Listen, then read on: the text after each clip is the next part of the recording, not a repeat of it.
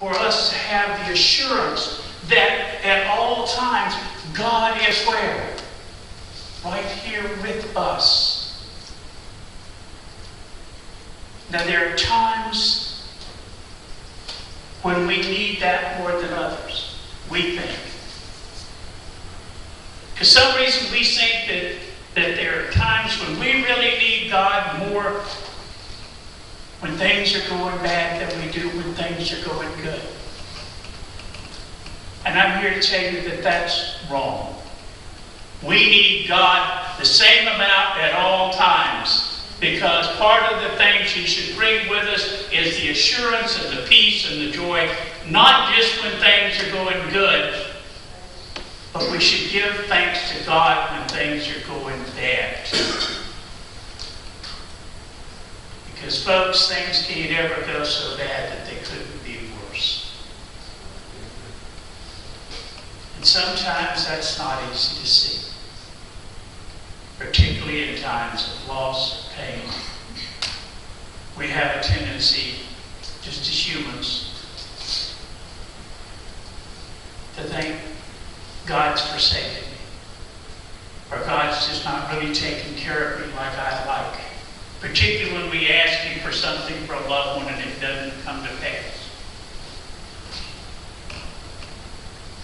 How many of you know the mind of God? I know I sure don't. But sometimes we act like we ought to. The only thing we need to know about God is that He loves us beyond any ability for us to comprehend.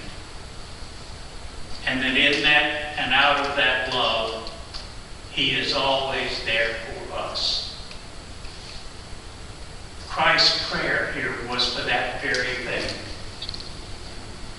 It was for us to be able to hear and see and understand that we are loved. Not just by Him, but by the Father. And that the very fact that He was here is proof of that God sent Him. It says it twice. It says, this is so that the world will know that you sent me. That He came for us. Not just as a demonstration of God's love power, but as a God's love for us, each and every one. And that love never wanes, never lessens, never changes. The only thing that changes, folks, is what? It's us. The only change that ever happens between us and God is caused and created by us. Listen back to the promise there at the end, the very last part, toward the end of time. Christ says, I am coming quickly. Now, some of us may not think that 2,000 years is quickly. But if you stop and think that a day is like 10,000 years with God, 2,000 years is what? An hour or so. No time.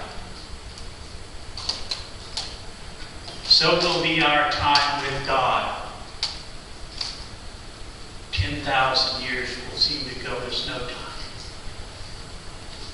But think how wonderful it is, because it says, you what? You give us of the fruit of the tree of life. But the waters of life are there for any of us that want them, and however much we want. Why? Because of His love for us, His sacrifice for us.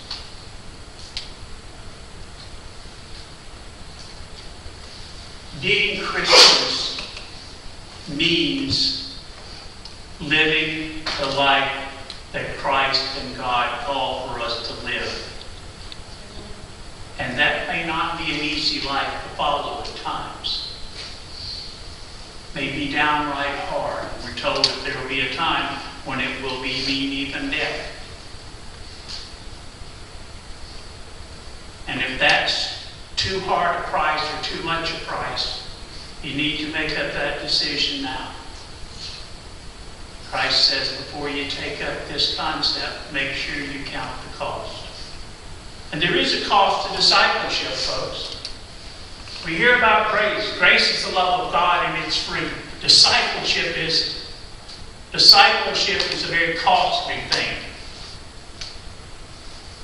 Christ paid for the ability with his life and asks us to do the same.